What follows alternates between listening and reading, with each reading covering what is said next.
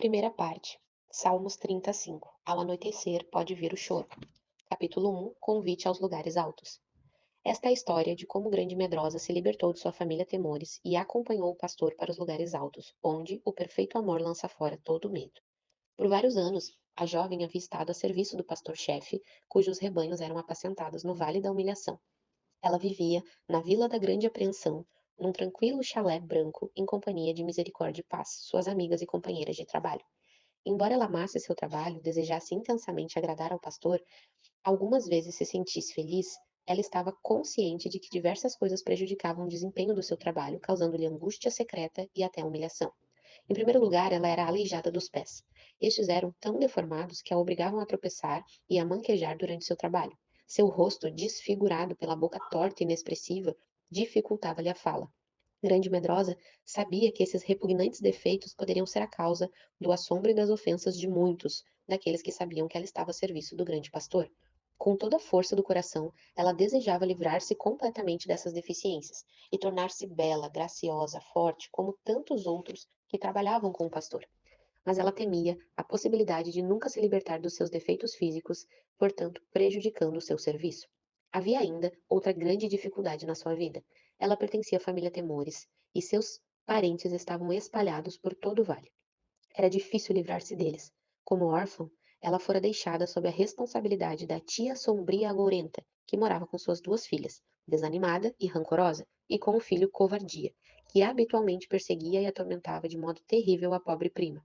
Como a maioria das outras famílias no Vale da Humilhação, os temores também odiavam o pastor e tentavam boicotar seus servos. Sentiam-se muito ofendidos pelo fato de um dos seus estar a serviço do pastor. Assim, além de tentarem por todos os meios persuadi-la a se afastar do seu emprego, eles resolveram que ela precisava se casar com o primo Covardia, um meio de fazê-la permanecer com seu próprio povo.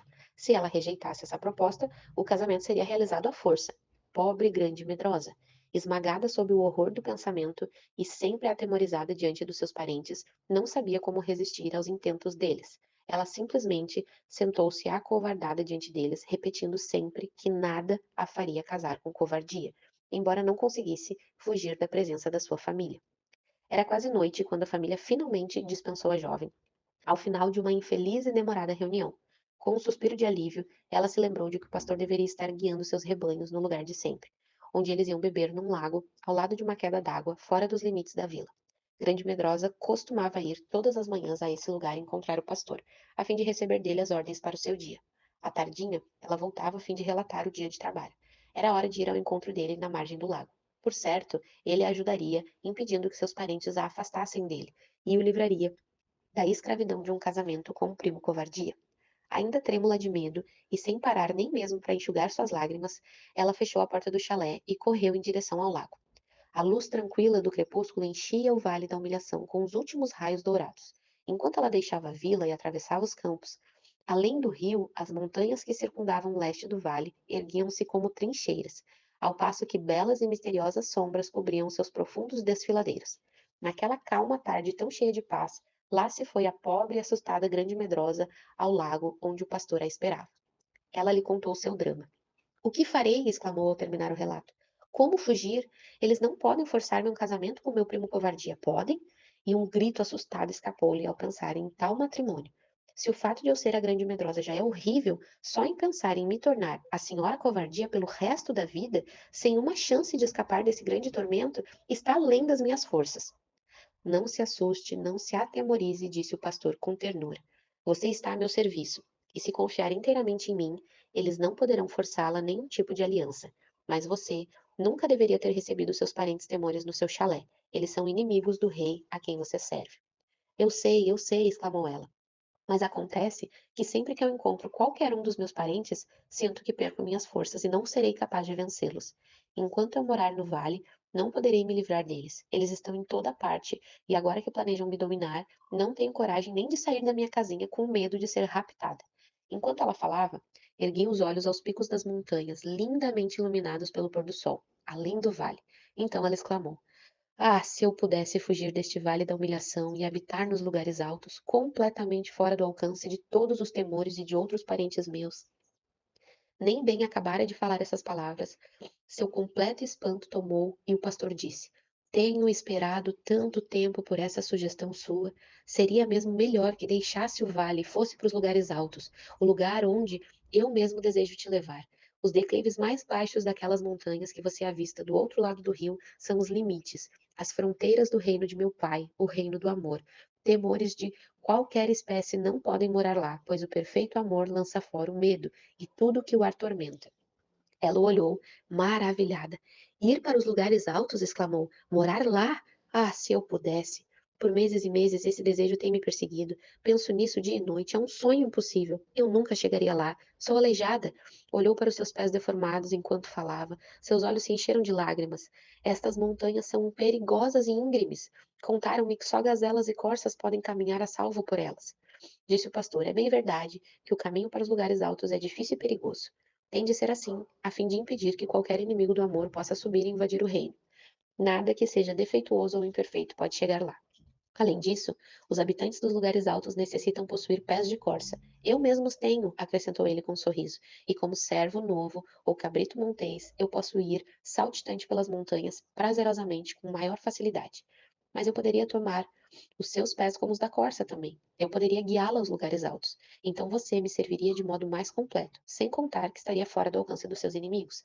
Estou feliz em saber que você deseja ir para lá, pois, como eu disse antes, eu vinha esperando ansioso por sua decisão. Então, acrescentou ele com outro sorriso, nunca mais teria de encontrar seu primo covardia. Grande Medrosa olhou para ele perplexa. Tornar meus pés como os da corça? Como seria possível isso? O que os habitantes do Reino do Amor diriam diante de uma estrupiada de rosto feio, boca torta, se nada imperfeito ou defeituoso pode habitar lá? O pastor respondeu: é verdade.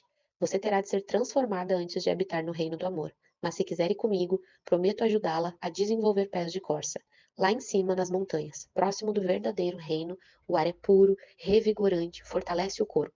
Há também correntes de água com maravilhosas propriedades de cura, de maneira que os que se banharem nelas serão lavados e limpos de todos os seus defeitos e imperfeições.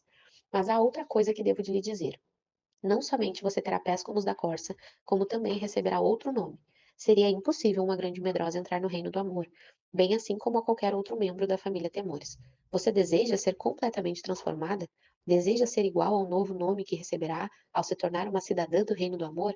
Ela assentiu com a cabeça e disse, muito compenetrada: sim, é o que eu desejo. De novo ele sorriu, mas acrescentou com gravidade: há ainda uma coisa a mais, e essa é mais importante de todas. A ninguém é permitido habitar o reino do amor, a menos que a flor do amor já esteja florescendo em seu coração. Essa flor especial já foi plantada em seu coração? Ao fazer essa pergunta, o pastor olhou bem firme para ela. Ela sentiu o olhar dele penetrar o mais recôndito do seu coração, desvendando tudo o que ali estava, melhor do que ela própria poderia fazer. Ela não respondeu de imediato, porque não estava certa sobre o que havia de responder, mas olhou fixamente nos olhos dele e sentiu que eles tinham o poder de refletir tudo o que descobriam. Ela pôde, entretanto, ver o seu próprio coração da maneira como ele a via. Assim, depois de uma longa pausa, respondeu: eu acho que o que está crescendo lá no meu coração é um desejo de experimentar a alegria do amor humano, aprender a amar alguém de modo supremo e ser por esse alguém correspondida. Mas talvez esse desejo que parece natural e correto não seja o tipo de amor que você está falando. Ela fez uma pausa e acrescentou, bem sincera: sinto crescer em meu coração o desejo de ser amada e admirada. Pastor, não é isso que você deseja que eu reflita, não é mesmo?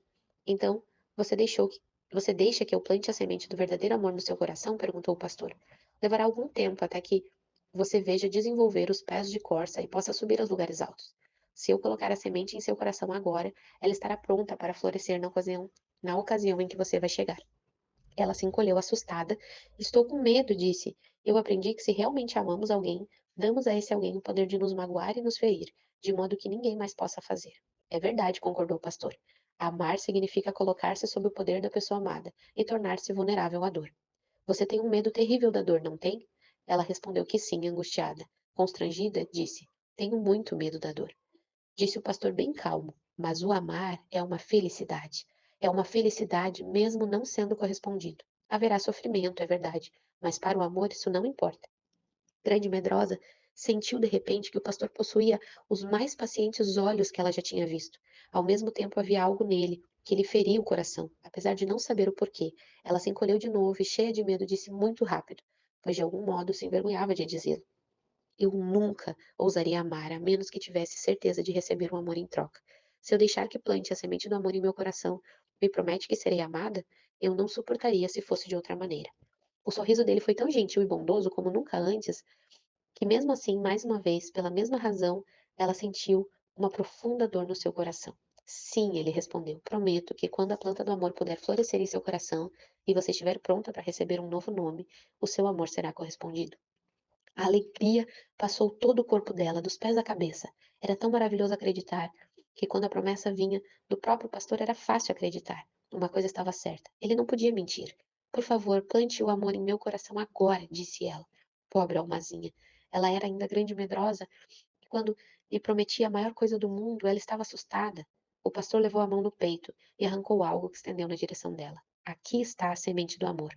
Ela curvou-se para olhar e se afastou com uma pequena exclamação de espanto. Na palma da mão do pastor havia uma semente, como um espinho longo, pontiagudo. Ela sempre soube que as mãos do pastor traziam cicatrizes, mas agora ela viu claramente, na palma da mão estendida, que a cicatriz possuía a forma e o tamanho da semente do amor que ali estava. A semente parece tão pontiaguda, disse ela. Não vai me ferir? Foi com ternura que ele respondeu. Pode ser pontiaguda, penetra rápido. Entretanto, eu a preveni que o amor e a dor andam juntos pelo menos por algum tempo.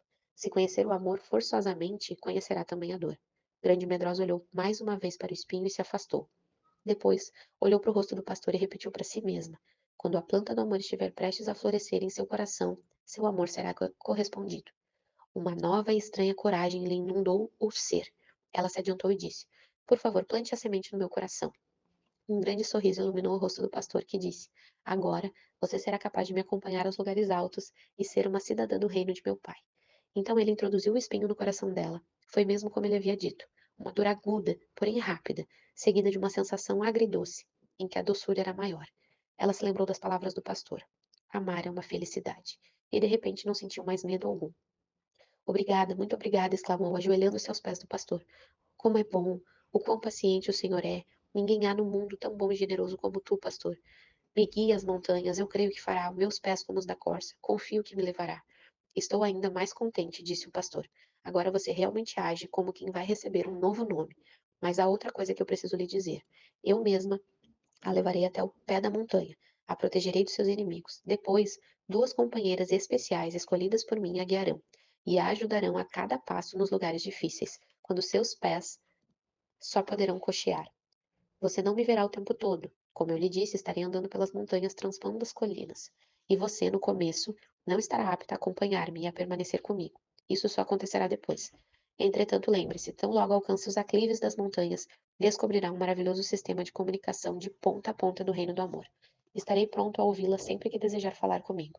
Sempre que clamar por socorro, estarei imediatamente do seu lado. Estarão à sua espera ao pé da montanha as duas servas escolhidas por mim para guiá-la. Lembre-se, eu mesma a escolhi com muito carinho, como as mais hábeis para ajudá-la a desenvolver pés de corça. Você aceita que elas levem você aos lugares altos? Oh, sim, respondeu ela sorrindo. Tu sabes o que é melhor. A tua escolha é sempre certa. E acrescentou com alegria. Sinto como se nunca mais tivesse de enfrentar o medo de novo. O pastor respondeu: agora vá para casa e prepare-se para partir. Não é preciso levar coisa alguma. Simplesmente deixe tudo em ordem. Não fale com ninguém sobre o assunto, pois a jornada para os lugares altos demanda segredo. Não posso dizer agora o momento exato da partida, mas será muito em breve. Fique pronta a hora que eu chamar em seu chalé. Darei a você um sinal secreto. Quando me ouvir passar entoando um dos cânticos do pastor com uma mensagem especial, saia imediatamente e encontre-me no lugar de costume. Enquanto o sol se punha entre as nuvens de ouro e fogo e as montanhas no leste se ocultavam sob a névoa cinzenta, o pastor partiu, guiando seu rebanho. Com o coração cheio de felicidade e encantamento, ela retornou ao seu chalé, certa de que nunca mais enfrentaria o medo. Ao começar a caminhada pelos campos sob as sombras do crepúsculo que se estendiam cada vez mais longe, cantarolava uma das canções do velho inário do pastor. Ela atravessou o primeiro campo cantando e já estava na metade do segundo quando avistou seu primo Covardia. Pobre grande medrosa. Por pouco, ela havia esquecido completamente da existência dos horríveis parentes, e agora bem à sua frente surgia o pior de todos, o mais detestado. Com um horror que lhe feria o coração, ela ouviu ele dizer: bem, encontrei finalmente, priminha. Enfim, vamos nos casar? O que acha disso? E dava-lhe beliscões, a princípio de brincadeira, mas maldosamente, a ponto de fazê-la ofegar e morder os lábios, reprimindo gritos de dor. Trêmula do terror e da aversão, ela se afastou dele. Foi a pior coisa que podia ter feito, pois era seu parente, era seu patente medo que o encorajava a atormentá-la. Se pelo menos ela conseguisse ignorá-lo, ele desistiria. Em toda sua vida, entretanto, ela nunca conseguia ignorar o medo. Agora estava absolutamente além de suas forças esconder o terror que a dominava. A palidez de suas faces e o susto dos seus olhos estimulavam covardia a seduzi-la. E aqui estava ela, sozinha, inteiramente em suas mãos. Ela segurou Ele a assegurou, fazendo a pobre prima gritar de dor e de medo.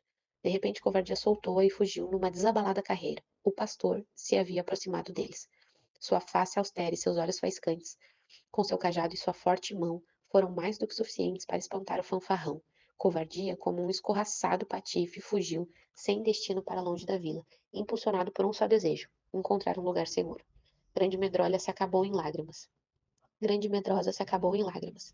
Naturalmente, ela devia saber que Covardia era um insolente e que, para socorrê-lo, bastava que ela erguesse a voz chamando o pastor. Agora, com seu vestido rasgado e os braços marcados das mãos do Covardia, representavam parte da sua amargura e humilhação. Sentia-se esmagada de vergonha. Parecia impossível ignorar sua família Temores, e resistir a eles ainda mais impossível.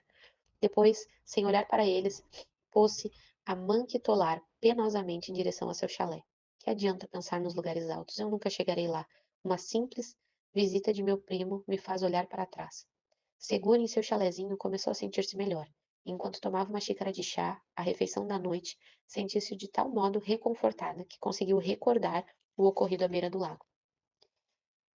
Em maravilhoso deleite que a semente do amor havia sido plantada em seu coração, ao pensar nisso, a mesma doçura apoderou-se dela, e o indefinível, mas delicioso êxtase de uma nova felicidade. Há felicidade em amar, disse a pequena grande medrosa a si mesma. Há felicidade em amar. Depois de preparar a casa para a noite, sentiu-se cansada devido aos tantos conflitos emocionais daquele estranho dia. Ela se deitou, e antes de cair no sono, várias vezes cantou um dos cânticos belos do hino do pastor. Ó, meu amado, me diga, onde vai hoje o rebanho? E quando o sol esquentar, descansando onde estará? Por que vagar na vida por ondas por outros conduzidas, sem ter você como guia? Mulher formosa e amada, não sabe a trilha da estrada? De ovelhas, siga as pegadas, procure o rastro das cabras, e seja para mim, como eu desejo sim, a mais doce companhia. Cantares 1, 7 e 8. Então ela caiu em sono profundo.